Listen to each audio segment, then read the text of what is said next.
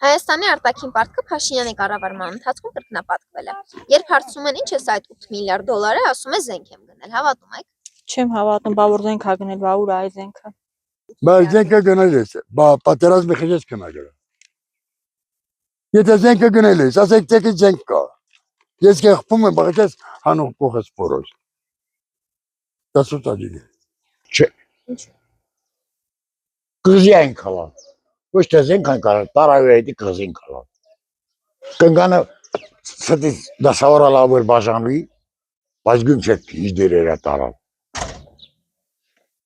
Ոչ մի զենք ալիք չկա։ Եթե այլավ հայ ես,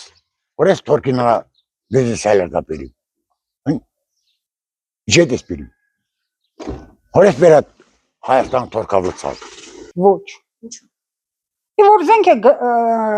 գնել, ես ձեզ հետ համամիտ եմ։ Տանը մեջին շատ կներեք, որ իր ես առնում, երևում է, չէ՞։ Բայց որ իր չես առնում, ասում ես առել եմ, բա դե որ առել ես, չու թեստով է։ Ինչու եթե դու առել ես, ինչի մեր Ղարաբաղը մատնվեց։ Ինչի։ Կարա՞ք հարցս պատասխանեք, ոչ։ Չէ։ Չէ, որ ես կռվի մասնակից մարդ եմ, չեմ հավատում։ Ես 78 թվից միշտ եմ ել կռվի մեջ։ Շարժումից ծած, 78 թվի շարժումից ծած։ Ինչե ես վերջում 40-օրյա պատերազմին էլ արդեն տաղասակեցա։